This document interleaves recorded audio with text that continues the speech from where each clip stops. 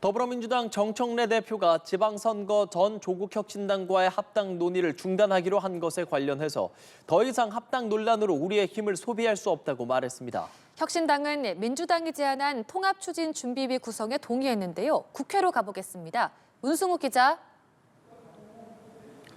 정청래 대표가 합당을 제안한 뒤 약 3주 동안 당 지도부는 아침 회의에서 공개 충돌을 이어왔습니다.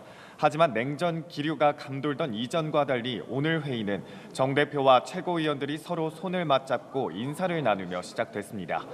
정 대표는 우리 안의 작은 차이를 넘어서 이제는 지방선거 승리를 위해 총단결하겠다고 강조했고 당원들에게도 사과의 뜻을 밝혔습니다.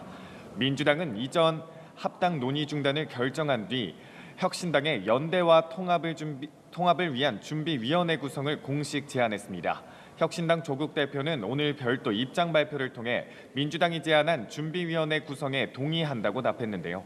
다만 조 대표는 혁신당 당원들이 큰 상처를 입었다며 다시는 이런 일이 없어야 할 거라고 당부하기도 했습니다.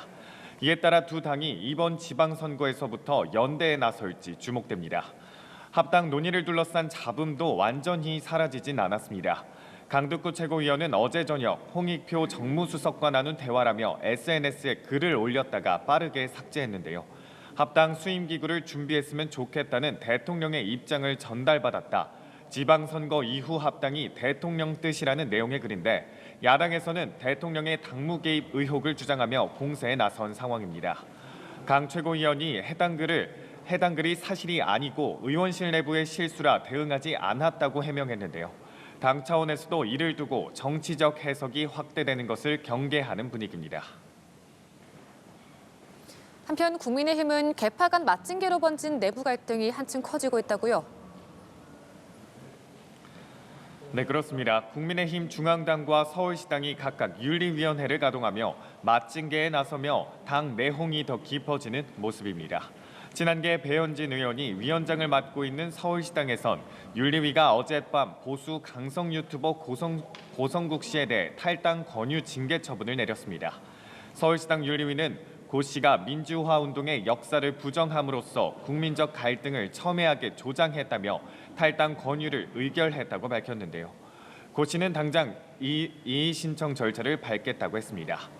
이런 가운데 오늘은 중앙당 차원에서도 배현진 의원 징계를 위한 윤리위원회의가 열었습니다. 서울시당 위원장인 배현진 의원을 직접 불러 소명을 듣겠다는 것인데요.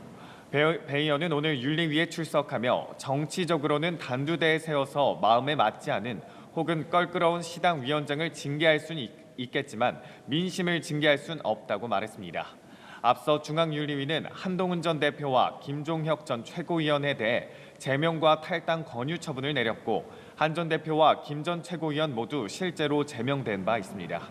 이런 상황에서 배 의원에 대한 징계까지 이어질 경우 국민의힘 내부의 계파 갈등은 더 격화될 가능성이 큽니다. 한편 장동혁 대표는 대구와 전남을 차례로 방문하며 외연 확장에 나서고 있는데요. 다만 윤석열 전 대통령과의 관계 정리를 두고 강성 지지층과 중도층 사이에서 고심을 이어가고 있습니다. 네, 국회 상임위원회 상황도 알아보겠습니다. 정무위원회에서 빗썸의 비트코인 우지급 사태 관련 긴급 현안 질의가 진행 중이죠. 네, 이재원 빗썸 대표이사와 이찬진 금융감독원장이 긴급 현안 질의를 위해 국회 정무위에 출석했습니다. 오지급 경위와 함께 소비자 피해 방지 대책, 가상자산 신뢰 회복 방안 등을 놓고 질의가 이어지고 있는데요. 특히 장부와 실제 보유 가상자산의 검증 체계, 다중 확인 절차 등 시스템 전반의 취약성도 주요 쟁점이 될 것으로 보입니다. 한편 국회 법제사법위원회에선 민주당이 추진 중인 사법개혁 법안 심사가 본격화됩니다.